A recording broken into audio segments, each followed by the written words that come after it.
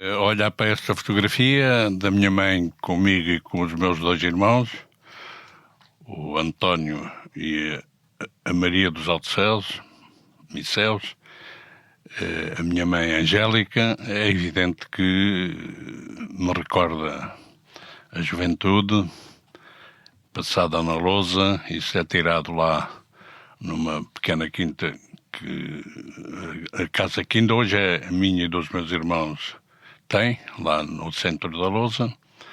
Foi uma família unida que me proporcionou uma juventude muito boa, e que, falta aqui também o meu pai, e que me permitiu depois criar uma outra família também muito unida, a razão de ser da minha vida, que é a minha mulher e a minha filha e o meu neto.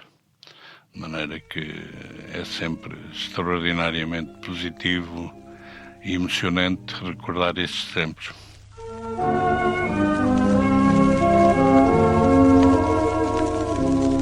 Que saudades eu já tinha da minha alegre casinha, tão modesta como eu. Como é bom, meu Deus, morar assim num primeiro andar, a cantar vindo do céu. Chama-se Vasco Correia Lourenço e nasceu em Lousa, concelho de Castelo Branco, no dia 19 de junho de 1942. O menino cresceu nesta pequena freguesia de cerca de 600 habitantes, determinada em 1214 por ordem do rei Dom Afonso II. Frequentou o Liceu Nuno Álvares de Castelo Branco, até à decisão de que viria a ser quando fosse grande. Os pais, comerciantes, gostavam que fosse padre, médico ou engenheiro. Mas o jovem, todo virado para a atividade física e com capacidade de liderança, partiu para Lisboa e ingressou na Academia Militar com 18 anos. Ligado à arma de infantaria, era mesmo bom cadete, campeão universitário de futebol e vice-campeão em atletismo nos 100 e 200 metros. Terminado o curso, seguiu-se a via normal dos oficiais do Exército, instrutor em diversas unidades, acabaria por ser mobilizado já como capitão para comandar uma companhia de caçadores na Guiné, onde esteve de 1969 a 71. Antes de partir, propôs um lema para o seu batalhão: contrariados, mas vamos. Mas foi recusado. Depois do que viu e viveu, pensou: eu estava ali a mais. A guerra é injusta e ilegítima. Quando voltou, vinha decidido a não voltar à guerra. Queria mudar os ventos da história. Com outros oficiais, foi membro fundador do movimento dos capitães e coordenou a primeira reunião em 9 de setembro de 1973. O movimento foi crescendo na sua convicção de que as Forças Armadas não declaram guerra. Quem declara são os políticos. Por razões que iremos conhecer, foi preso na Casa de Reclusão da Trafaria entre 10 e 15 de março de 74, seguindo de imediato para Ponta Delgada, nos Açores. Não participou na Revolução de 25 de Abril no continente, mas dirigiu as ações do MFA no arquipélago. A história da Revolução dos Cravos tem-no como personagem de destaque, sempre ligado a todas as estruturas do movimento. O coronel da reserva, Vasco Lourenço, declara-se um otimista, tem uma família, a esposa Adélia, ex-professora primária, é pai de Gabriela e avô de Vicente. Gosta de jogar bridge, onde é bastante bom, tendo sido vice-campeão nacional por equipas. Presidente da Associação 25 de Abril, é frontal, não deixa nada por dizer, polémico, e vamos conhecê-lo para além da farda militar como cidadão do nosso país. Eu sou o Júlio Isidro e esta é a Geração 40. Os meus convidados nasceram nos anos 40 e cresceram com os racionamentos e a sombra da Grande Guerra. Passaram num país fechado a uma Europa aberta. Assistiram ao avanço da tecnologia e hoje são testemunhas do advento da inteligência artificial. O mundo mudou muito, mas terá mudado muito para melhor? É isso que vamos tentar perceber neste podcast. Bem-vindo à Geração 40. Tem mais alegria.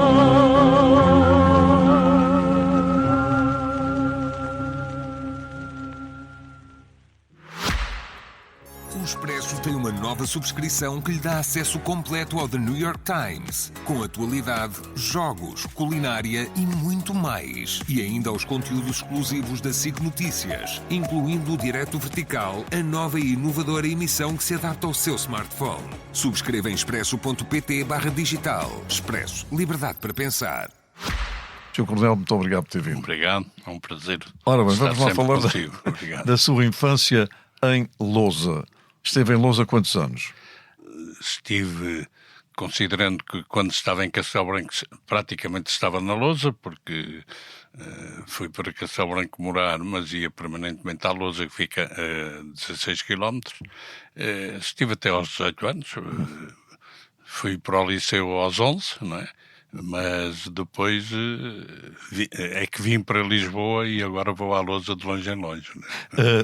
A escola primária foi, portanto, na Lousa. Na Lousa, a escola primária foi na Lousa, O os que é 4 anos. O que é uma escola primária nos anos 40?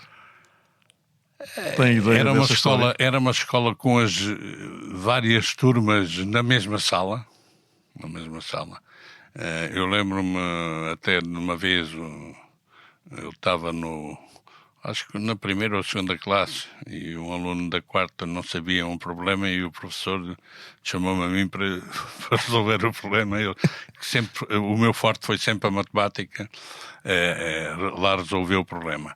Tive 2 professores, 3 professores na Lousa, na instituição primária, e pronto, foram as bases, digamos assim, da minha vida futura, da minha instrução.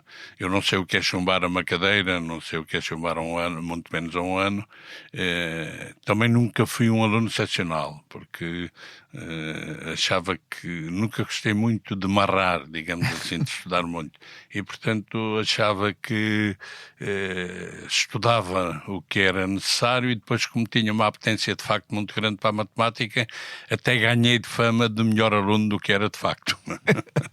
Mas, e o Portugal de uma aldeia de 600 habitantes naquela altura? Os meus pais eram comerciantes, tinham, o meu pai, o ramo principal era a azeitona, tinha um lagar, mas tinha também aquilo que nas aldeias se chama a loja, que tem tudo, não é? Um mini mercado, não é? Na altura. E aí era a minha mãe que estava. E uma das coisas que me recorda muito é que havia lá umas famílias na Lousa com uma particularidade: quanto mais pobres eram, mais filhos tinham e, portanto, mais dificuldades tinham em sobreviver. E eu vi muitas vezes a minha mãe matar a fome a muita gente. E vi pessoas ir lá e a pedir: olha, senta aí, que era senta aí, e a minha mãe a dizer: mas olha que a tua conta já não sei o quê, pá. Olha, o Sr. José, que era o meu pai, que não saiba. E portanto, e a minha mãe, de facto, que era uma santa pessoa, efetivamente, via matar a fome a muita gente. Eu lembro, outra coisa que tenho presente era uma mulher a Dias, que era nossa familiar, que também tinha aí uns 8 filhos, e então cada dia que ia lá levava um para matar a fome lá em casa, e o mais pequeno refilava com ela porque o levava só de vez em quando, e eu queria ir todos os dias. Tu todos os dias vais lá comer e a mim só me levas de vez em quando. De maneira que eu, que não gostava nada de sopa, e portanto a loja era no resto de chão, depois a cozinha, a sala e os quartos no primeiro andar da casa, e quando chegava a hora de almoçar, eu pedia normalmente à tia Correia como a minha ia sopa, e ela atrás comia uma sopa, e quando a minha mãe chegava: então já comeste sopa, já comia sopa. Alguém tinha comido por si. E fazia bem, não é? Não, mas era uma situação que, pronto, de um atraso enorme, por exemplo... O analfabetismo, por exemplo. Analfabetismo grande. Eu e mais 2, 3, e depois os meus irmãos, mas eu fui o primeiro, juntamente com uma rapariga e um rapaz, que fomos estudar para Castelo Branco, para o liceu. Isto, como vi, em uma aldeia com cerca de 600 habitantes, mais coisa, entre 680 e 800, portanto, mais coisa, menos coisa, para o liceu ia ou dois elite. ou três. Portanto, Isso representava um sacrifício grande por parte dos seus pais? representava porque obrigava a arranjar um sítio que tinha que pagar a estadia na cidade, porque não dava para ir e vir todos os dias. Havia uma caminhoneta da carreira que ia de manhã e voltava à tarde. Havia alguns que faziam isso, iam a Castelo Branco e vinham, portanto, na caminhoneta da carreira, mas para estudar não dava. Eu, por acaso, tive a sorte, estive instalado em casa dos padrinhos dos meus pais, que depois, portanto, era um professor do liceu, que me ensinou muito, Eduardo Almeida Esteves, e, de facto, a minha estadia era uma estadia que não pagava diretamente, mas o meu pai, com aquilo que lhes dava, pagava mais do que se tivesse pagasse o dinheiro. Mas depois, o meu irmão e a minha irmã, que tiveram que se hospedar já noutras casas, aí o meu pai já pagava. Portanto, não era fácil as famílias suportarem a ida dos filhos. De uma para o aldeia liceu. de 700 pessoas, só 3 conseguiram chegar ao liceu. Sim, e foram os primeiros. Antes de nós não tinha ido praticamente ninguém. O que era o país, tinha consciência disso, o que era o país ainda com os ecos do pós-guerra? Não, bem, eu ouvia o meu pai falar na comida, racionamento da comida, bem, ele nunca teve esse problema porque como tinha o comércio, isso ajudava, não é?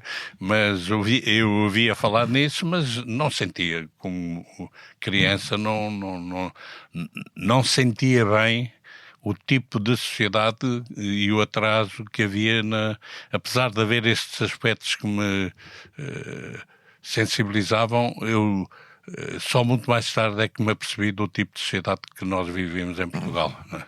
Ora bem, em determinada altura, para além dos pais desejarem 3 atividades, ser padre, ser padre, médico, o meu pai tentou que um dos 2 filhos fosse padre, mas nenhum de nós aceitou.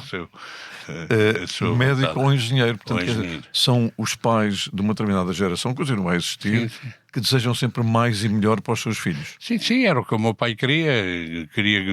Já que eu não queria ir para padre, que fosse ou para médico ou para engenheiro, mas, portanto...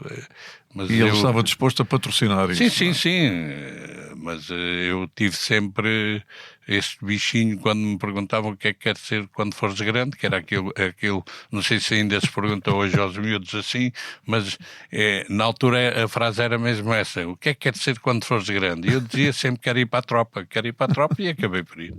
Que fascínio é que tinha um miúdo pela tropa, pela ideia da tropa? Essa questão tem-se-me colocado imensas vezes, não faço ideia. Não havia, eu por exemplo não tinha apetência pela farda, porque naquela altura o menino cadete fardado aqui em Lisboa, as meninas gostavam muito das fardas, mas eu não tinha essa apetência. Eu o que digo, e já escrevi isso e estou para publicar mais memórias enquanto isso, o que eu senti era uma vontade, eu tinha uma tendência natural para liderar as coisas. Eu é que organizava sempre, quando fazíamos ou jogos de futebol, ou bailaricos, ou fosse o que fosse, eu estava, ou almoços ou jantares, eu estava sempre na organização. Portanto, foi aí que descobriu espírito de liderança, ainda no liceu. Sim, eu penso que sim, e depois tinha muita apetência, como o Júlio disse, pela atividade física. Não dirão hoje olhar para mim, não é? Mas eu era de facto um atleta bastante razoável, para além de praticar muitos desportos. Era bom de bola, por aquilo que... Fui campeão universitário de futebol, de rugby, jogava handball, basquetebol, voleibol. Só havia uma coisa que eu nunca dei nada para isso, era natação. Nado como um prego e um bocadinho melhor. Mas atletismo, velocidade pura, velocidade pura. Era eu que representava nos meus anos a Academia Militar, portanto não havia lá ninguém que corresse mais rápido os 100 ou os 200 metros. Cheguei a ser vice-campeão universitário nos 200 metros atrás do recordista nacional, que era um cadete da Escola Naval, o Jorge Soares, que era o recordista nacional absoluto, e eu nunca me senti tão pequeno como nessa corrida de 200 metros, porque ele ia a correr à minha frente, a sensação que eu tinha a olhar para ele é que via um tipo a correr em câmara lenta, e eu a esforçar-me loucamente e não conseguia apanhar, e ele até olhou para trás com um sorrisinho, que é uma coisa que não se faz em velocidade pura, mas eu bati o meu máximo, fiquei em segundo lugar, e ele foi campeão universitário, eu fiquei em segundo lugar, mas eu só pensava, aquele tipo vai ali em câmara lenta e eu não consigo apanhar. Das sensações de maior impotência que eu tive até hoje na vida. Olha, e a entrada na Academia Militar aos 18 anos foi de adaptação fácil? Foi sujeito a algumas praxes militares? Não. Não, porque eu era um tipo um bocadinho... Eu compreendo a praxe desde que seja um instrumento para permitir a adaptação de quem chega. Portanto, de integração.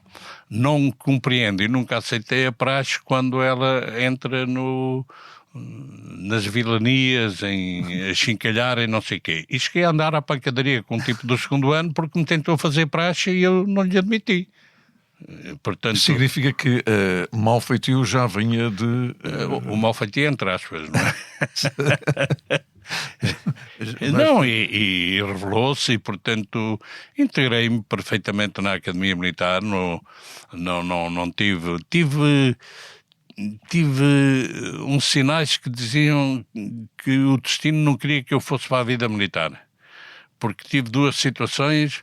Primeiro, eu faço as inspeções, os exames médicos, faço as provas físicas, passei nas provas físicas com uma perna às costas, como se costuma dizer, inspeções médicas, e depois diz-me o médico, você não pode entrar, está chumbado porque tem fortes resíduos de albumina no sangue.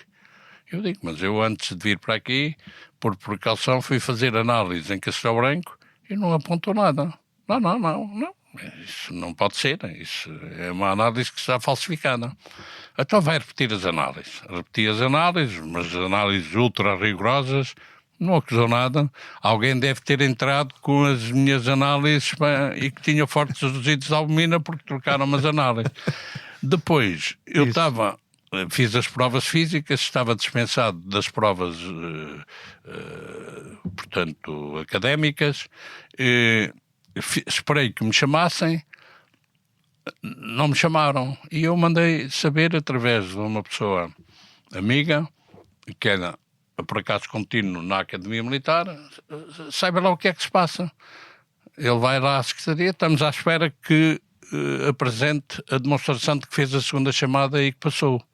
Mas eu estou dispensado da segunda chamada, estou dispensado de provas orais, de provas culturais aqui na Academia, como é que é? Tinham-se enganado mais uma vez. Lá entrei e eu digo, pronto, é o destino a dizer-me não venhas para a tropa, mas eu insisti mas foi. E fui, e pronto, e penso que não me dei mal, não me arrependo de ter ido, inclusivamente o ter ingressado na vida militar possibilitou-me os meios de poder fazer aquilo que acho que me posso orgulhar de ter feito, de ter contribuído para dar o safanão aos fascistas desse país fora. E lá vamos por aí fora. Ora bem, a entrada na Academia Militar, com a sua idade, coincidia praticamente com o início da Guerra Colonial. Eu estava no primeiro ano da Academia Militar, quando foi o caso da Índia. Uhum. Depois começou a Guerra Colonial em Angola. Estava eu no primeiro ano da Academia Militar. E, portanto, já tinha consciência de que provavelmente durante a Academia Militar ganhei consciência de que iria para a guerra. Não é? E, portanto, mas eu não tinha uma consciência política. E a educação que tinha levado e que tinha sido criado levava-me a pensar que o ir para a guerra ia cumprir a minha missão de patriota. Era o país, era a pátria, ainda para cima como oficial do quadro permanente. Fui naturalmente fazer a guerra, ainda que havia sinais que já me faziam pensar um bocadinho. Referiu aí quando eu fizemos a instrução do IAO operacional para ir formar o batalhão em Abrantes. Todas as unidades têm sempre um lema. E, portanto, normalmente escolhem uma frase em latim, que nunca ninguém sabe o que é que quer dizer, mas a frase é pomposa e as unidades têm no seu lema uma frase em latim. E quando nós discutimos no meu batalhão, eram 3 companhias, e discutimos no meu batalhão que frase é que nós vamos pôr no batalhão, eu disse, eu tenho aqui uma, contrariados, mas vamos. Está claro que não foi... Houve provavelmente um coronel acima que não aceitou. O tenente-coronel disse logo, nem pensar nisso, era o que faltava. E que informação tinham os cadetes, já, portanto, no primeiro ano, sobre a situação militar e sobre a situação em África? Não, a informação era muito pouca. Sobre a situação real era muito pouca. Era doutrinados para a guerra. E, por exemplo, eu lembro-me ainda estava na Academia Militar, penso que já no 3º ano, de aparecer um indivíduo, portanto, nós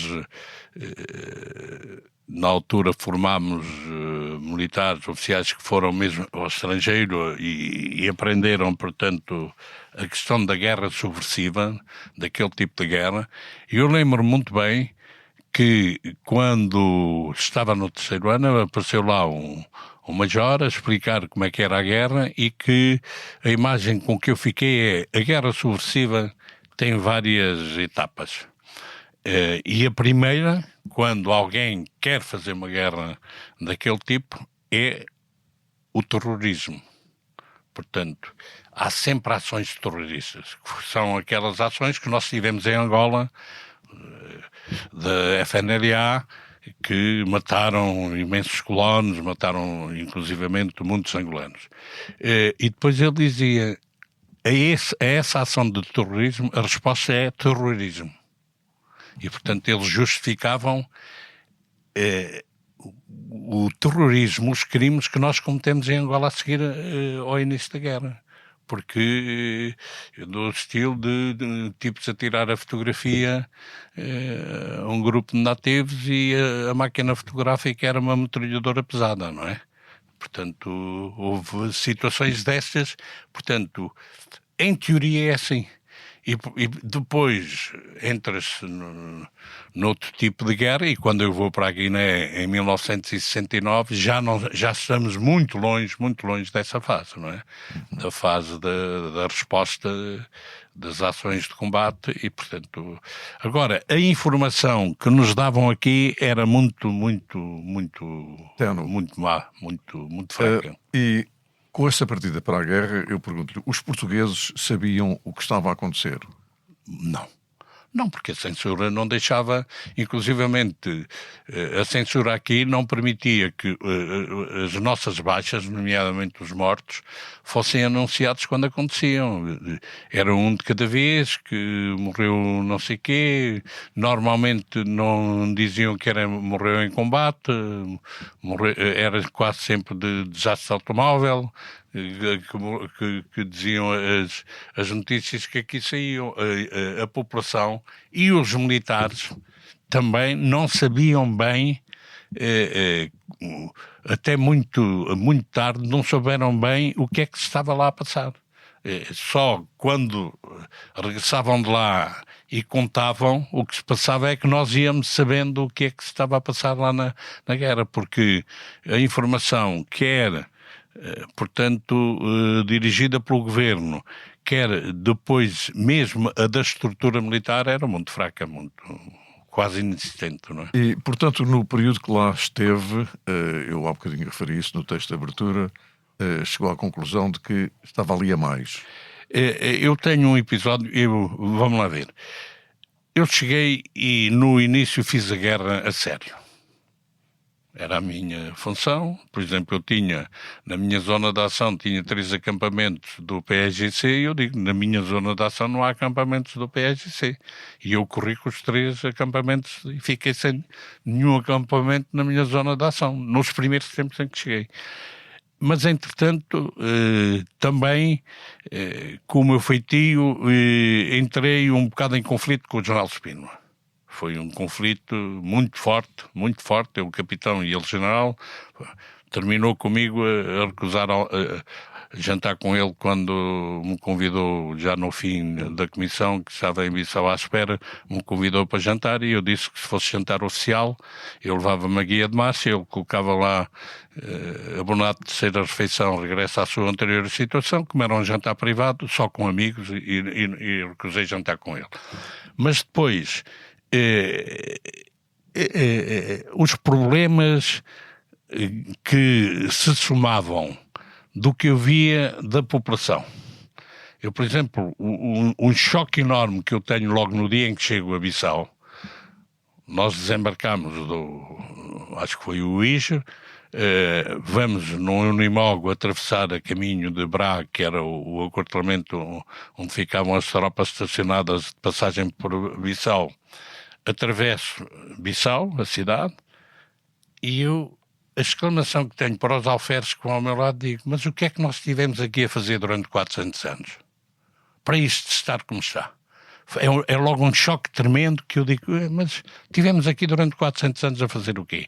E depois aprendi que fizemos mais nos anos da guerra do que tínhamos feito até ali. Depois, os problemas da população, com que era confrontado. Portanto, porque nós tínhamos a população connosco, mas onde eu estava era um quartel que tinha uma povoação e a população tinha os problemas do estilo de um dia me aparecer uma mulher a querer farinha e isso era, eu disse, mas quem te dá a farinha é o administrador, não é o capitão. Mas o administrador está cá, está bem, então e agora? E agora ela olha para mim e deixa-me desarmado, dizendo, agora é com a Alá e com o capitão. O problema é da Alá e do capitão. Eu não tenho farinha para fazer pão para dar aos meus filhos e não sei o que. O problema é do Alá e é do capitão. Não está cá o administrador, o capitão é que tem que resolver. Isso, e resolveu? Eu resolvi, mandei-lhe dar um saco de farinha e disse-me, quando vier o administrador, depois vai chatear é o administrador, não é a mim, porque eu não tenho farinha para vos estar a dar. Mas resolvi. Agora, portanto, estes problemas, depois com os problemas dos meus soldados, que deixaram aqui na retaguarda, alguns filhos únicos, outros casados, com filhos e não sei o quê, e que se refletiam lá. E tudo isso me começou a baralhar, mas que raio de guerra é essa? E há depois um episódio que me marcou e foi o clique. Eu estou na fronteira com o Senegal, em Contima, descubro uma rede de informação dentro da milícia que trabalhava comigo, guineenses que trabalhavam comigo, e elementos do PAGC.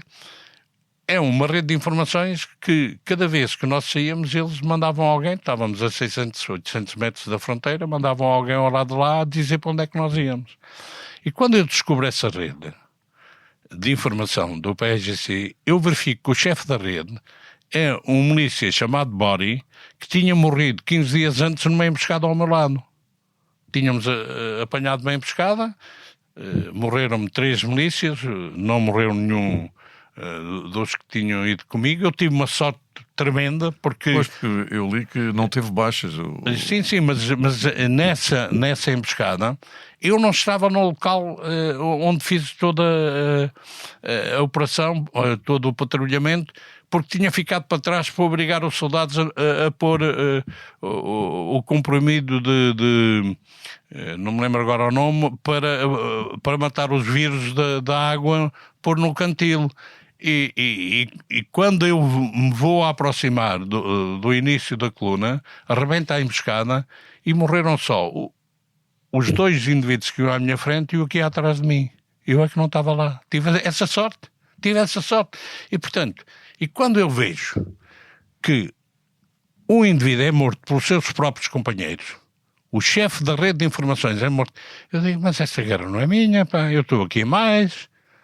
E discuti isso com o meu pessoal, nomeadamente com os alferes, e chegámos à conclusão, de facto, nós é que estávamos ali a mais, eles estavam a lutar pela independência deles e pela liberdade deles. E nessa altura tinha a percepção de que poderia haver uma vitória militar ou não?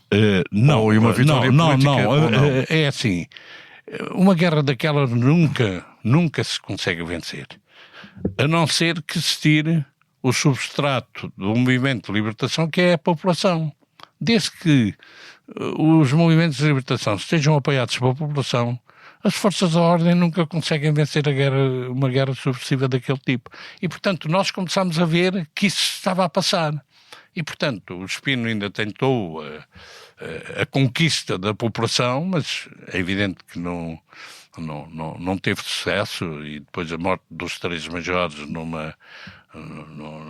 num encontro que eles fazem para fazer negociações, 3 majores em alferes morreram, acabou esse espírito de tentar ganhar a população e, portanto, gerou-se ali claramente a ideia de que a solução da guerra tinha que ser política, não podia ser militar, tinha que ser política, e por isso é isso que está na base depois da contestação ao Congresso de Combatentes, e que forma o movimento dos capitães e que nos leva ao 25 de Abril. Não é? E quando voltou, já sentia também o isolamento internacional, para além do facto do Papa Paulo VI ter recebido em 1970 os líderes dos movimentos de libertação? Sim, que na altura foi outro choque.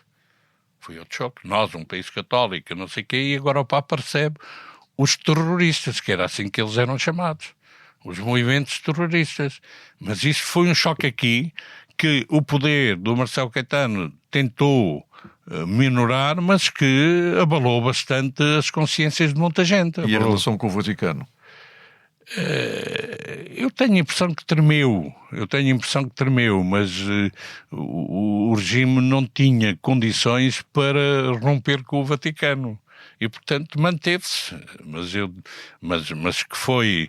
Que na altura isso teve um impacto muito forte aqui, nomeadamente nos chamados católicos progressistas, não é? Que foi um grupo que interveio aí e que... Da Igreja do Rato.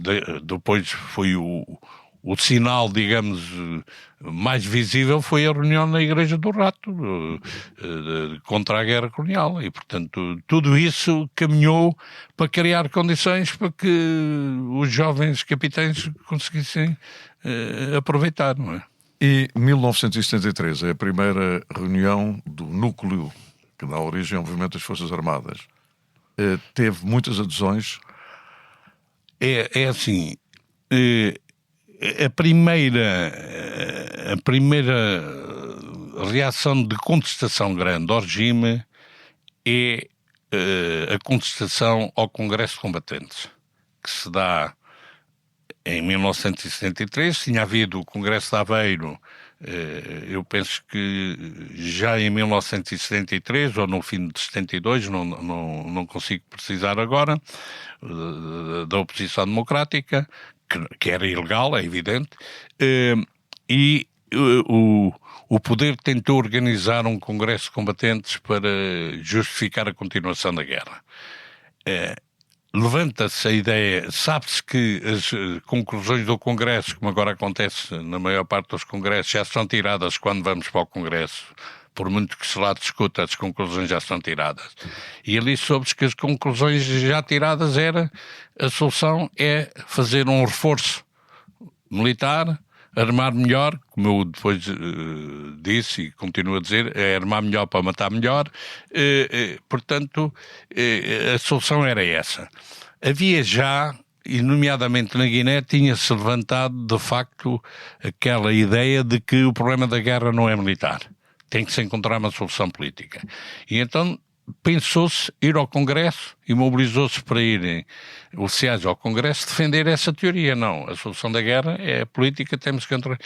E os organizadores souberam disso, dessa mobilização e conseguiram que as chefias militares proibissem os oficiais do quadro permanente de participar no Congresso de Combatentes, o que deixou uma situação kafkiana, que é os milicianos que iam à guerra 2 anos, voltavam e ingressavam na vida civil, nunca mais pensavam na vida militar, eram combatentes, para efeito de Congresso. Os do quadro permanente, que iam lá 2 anos, vinham aqui, estavam 1 ano, voltavam lá 2 anos, e andavam nisto, 2 anos lá, 1 ano cá, esses não eram considerados combatentes. Bem, e então gerou-se um movimento de contestação, obtiveram-se assinaturas, e é aí que eu entro, sou procurado para aderir e entro e recolho, acabo por ser quem recolhe mais assinaturas, eu recolho para cima de 10% das 400 e tal assinaturas, eu recolhi cerca de 50 assinaturas, com uma declaração simples, declaro não ter nada a ver com as conclusões que forem tiradas no Congresso de Combatentes 1 a 3 de junho no Porto. Isso é o início. Quando depois surgem problemas de natureza corporativa, precisamente para fazer face aos problemas que a guerra estava a criar, e criou contestação, porque havia os oficiais do quadro permanente eram claramente prejudicados porque quem ingressasse, depois de ter ido uma vez à guerra, quem ingressasse no quadro permanente nessas condições, isso criou uma contestação enorme e alguns, a começar por mim, assumo desde o início, aproveitámos isso para nos organizarmos para dar o piparote nesses tipos. Ainda é um tema muito em discussão. Aquilo que aconteceu foi inicialmente uma contestação de caráter laboral ou ideológica e política? Eu farto-me de rir com os idiotas, desculpe usar isso, que insistem em dizer que foi de natureza corporativa. São idiotas, porque a primeira contestação que há é de natureza política, que é a contestação ao Congresso de Combatentes. Depois há efetivamente essa contestação de natureza corporativa. Agora, nós aproveitámos isso de imediato e quando fomos para Alcáçovas no dia 9 de setembro, eu lembro-me que depois o movimento dos capitães vem a ter uma cisão. Porque quando há as chamadas eleições, que foi a farsa eleitoral, a última que fez a ditadura, em outubro de 73, o governo, o Marcelo, decide dar razão às contestações corporativas e acabou com essas razões.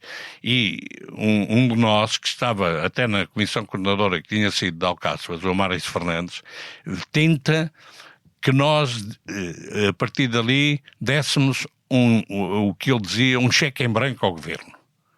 E quando eu o contesto, e ele diz-me, quer dizer, tu foste para Alcáçovas, já não ias a pensar no decreto. E eu disse, mas eu nunca te enganei, eu disse sempre que me estava marimando para o decreto. Eu afirmei-te logo quando fomos para lá. Portanto, é evidente que há essa componente no meio, há indivíduos que estiveram envolvidos só por razões corporativas, com certeza. Agora, o núcleo principal e que leva ao 25 de Abril não é por razões corporativas. Nós arranjámos uma bandeira que foi recuperação do prestígio das Forças Armadas junto da população. E essa bandeira serviu de quê? Primeiro, de mobilização, porque nenhum militar tinha a coragem de dizer que não estava interessado em recuperar o prestígio das Forças Armadas junto da população. Eu tive confrontos com o secretário de Estado do Exército, com o chefe de Estado-Maior da Região Militar de Lisboa, a dizer, você anda em reuniões antes, sim senhor, para discutir o problema da recuperação do prestígio das Forças Armadas junto à população. O senhor é militar, venha à próxima reunião. Ah, mas eu não quero ir, então faz mal. E, portanto, nós andámos sempre nisso. Isto eu costumo traduzir da seguinte maneira.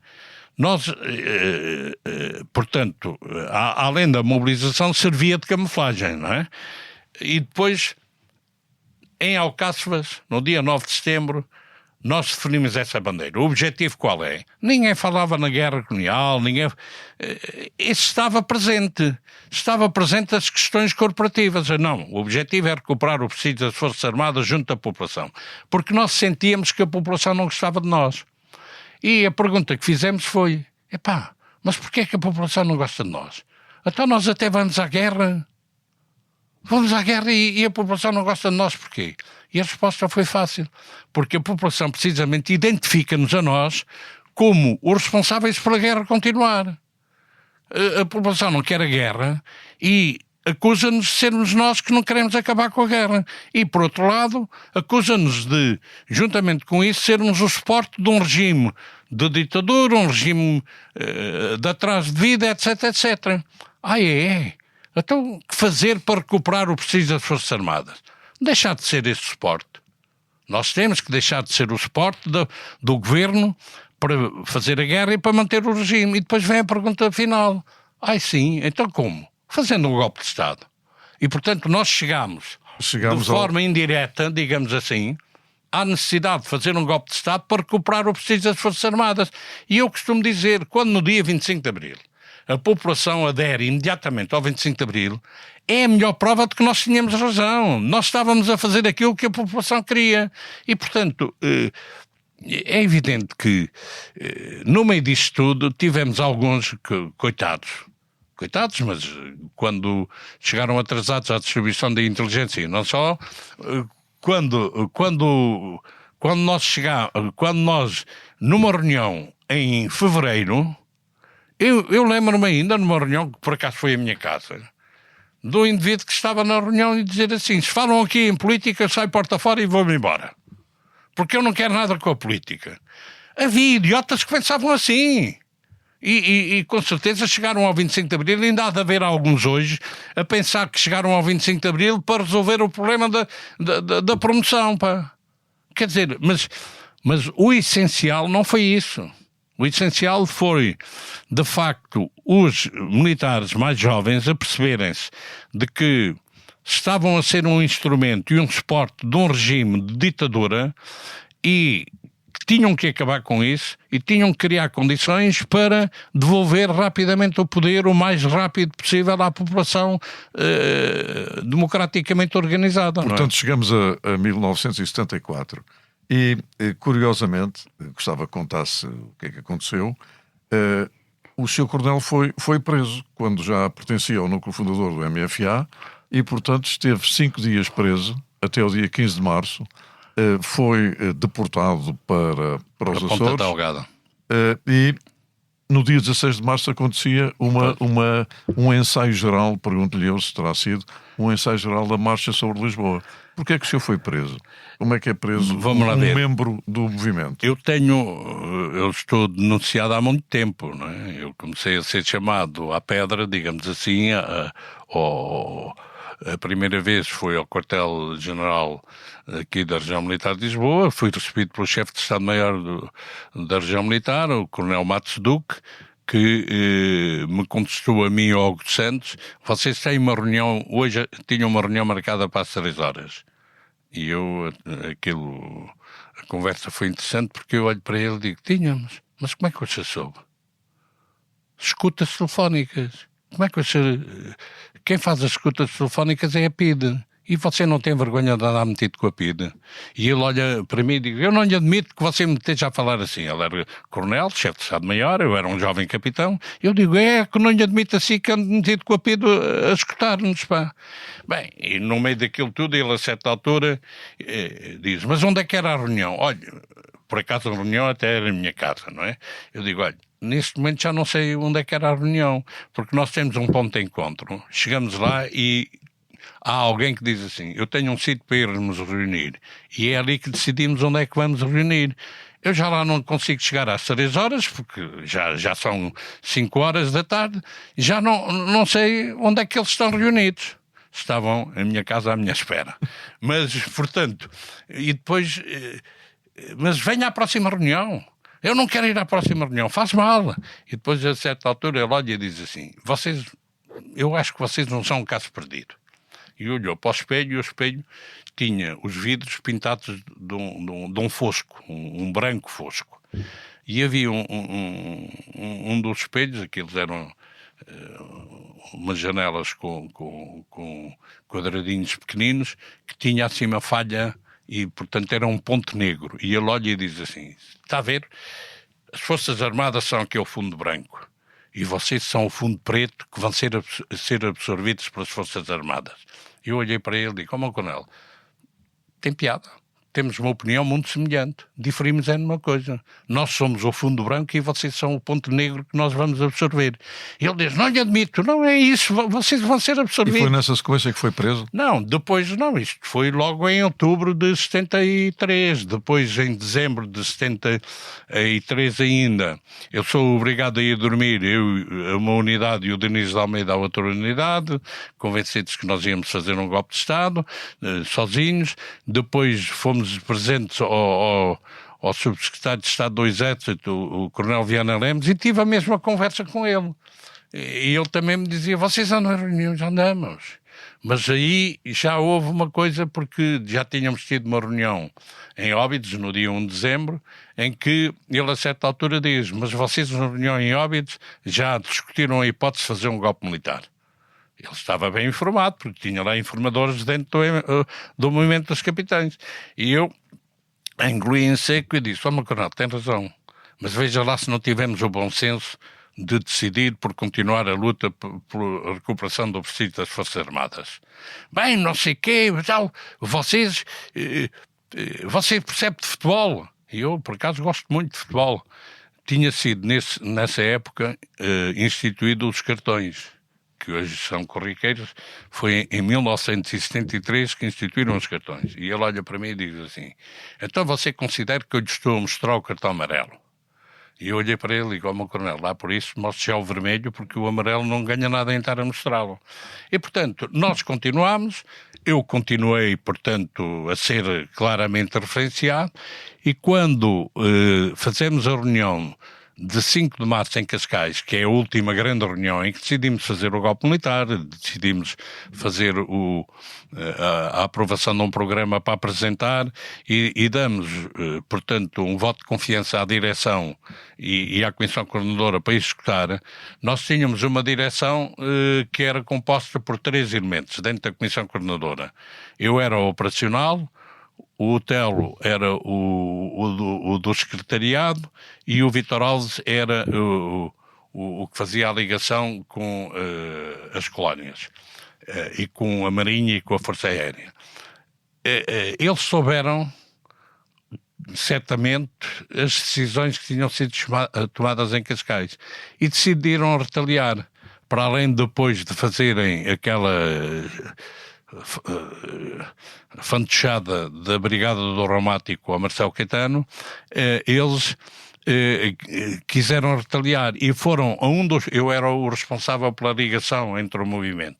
Foram a das linhas de informação, através de um documento que alguém deve ter, portanto, deixado que eles conhecessem, e apanharam-me a mim, ao António Ribeiro da Silva e ao Carlos Clemente, que estavam na linha, e ao Martelo, que estava na unidade em Águeda. E, portanto, transferiram-nos no dia 9, recebemos ordens, no dia 8, recebemos ordens para ser transferidos e embarcar no dia seguinte. O movimento decidiu simular o meu rapto e dos outros, acabou por raptar 2, para dizer, eles até querem ir, nós é que nos deixamos ir. A Marinha meteu-se, convenceu-nos a que os deixássemos falar com o chefe de Estado-Maior da Armada para tentar minorar a coisa, entretudo em prevenção rigorosa, e, portanto, eu sou raptado no dia do embarque, que era no dia 9, pelo Otelo. Depois decidimos entregar-nos, ficámos os 3 presos, portanto, no dia 9, e no dia, até o dia 15. No dia 10 fomos para a Trafaria, para a Casa de Reclusão, porque no dia 9 ficámos a dormir numa unidade em Lisboa, fomos para a Casa de Reclusão e no dia 15 recebo e sigo efetivamente para a Ponta Delgada.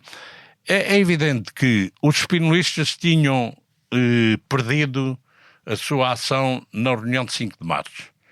tentaram que não houvesse programa, não sei o quê, nós decidimos que ia haver programa e decidimos que o comandante principal iria ser o Costa Gomes e não o Espínola, e eles tentaram recuperar o que tinham perdido. E fizeram em cima do joelho pronto, aquilo que foi o 16 de março, a tentativa mais conhecida pelo golpe das Caldas. Toda a gente diz que o Telo deixou-se envolver. O Vítor Alves, da direção, Vítor Alves recusou entrar nisso. O Telo deixou-se envolver, teve a sorte de não ser apanhado. Depois todos eles diziam, se tu estivesse cá, aquilo não tinha acontecido. E, mas aconteceu, de facto. Aconteceu. O 25 de Abril, passaram 52 anos e nesta nossa conversa já passaram também 50 minutos. Damos um grande salto no tempo. Estamos hoje em dia, e eu queria pôr esta questão. Era esta a democracia e o país que os militares de Abril ambicionavam? Era esta democracia formal? Era a justiça que temos agora, a saúde, a educação, a segurança social? Era tudo isso que vocês sonharam e concretizaram? Que país é que temos agora à luz dos capitães de Abril? Eu, para responder a essa questão, eu vou buscar a afirmação do capitão de Abril, que quando nós dizemos, não foi para isto que nós fizemos o 25 de Abril, desiludidos com muitas coisas que estamos efetivamente, ele disse, foi também para isto que nós fizemos o 25 de Abril. Porque o que é facto é que em termos formais e fundamentais nós temos uma democracia como do tipo da que ambicionávamos criar em 25 de Abril. E temos, já passaram 52 anos. Mesmo, porque para mim aquele período que precedeu, digamos assim, o Estado democrático, o período da Revolução, para mim é já a democracia. Portanto, eu sei que é controverso, mas para mim é já a democracia. É evidente que o Churchill é que um dia disse que a democracia era o menos mau de todos os sistemas, excluindo todos os outros. A democracia tem imensos defeitos. Eu olho para muitas situações e estou profundamente desiludido. Referi aí alguns. A justiça, então, é uma delas em que nós nunca conseguimos que a justiça entrasse no campo dos direitos a sério. Mas a justiça, infelizmente, em todo o mundo, e estamos a ver, é sempre a manifestação da vontade do vencedor. Em qualquer situação. Nós podemos dizer sim senhor, mas há as normas, há o direito internacional, mas depois aparece sempre alguém que tem força e diz é como eu quero e acabou-se. Portanto, Portugal hoje está muito aquém daquilo que nós sonhamos. Daquilo que nós sonhamos. Eu não direi que está aquém daquilo que nós ambicionávamos, porque o que nós ambicionávamos era criar, de facto, uma situação democrática. Agora, se está muito aquém, estão, e os fascistas estão aí outra vez a falar alto. Eles estão aí. A minha determinação é contribuir para que eles não passem, como diria a Passionara. O que quer dizer que o seu neto Vicente e os seus bisnetos têm na sua perspectiva um país com esperança? Eu sou relativamente otimista. É evidente. Até afirma-se otimista.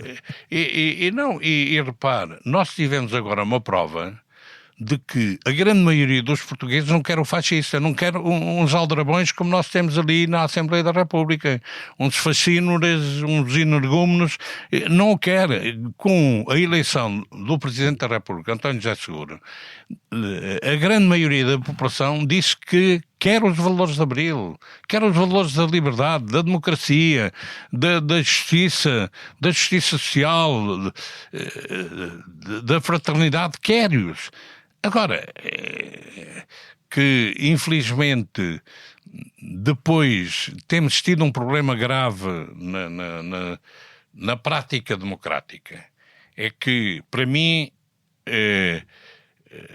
a tarefa mais nobre do ser humano é a política.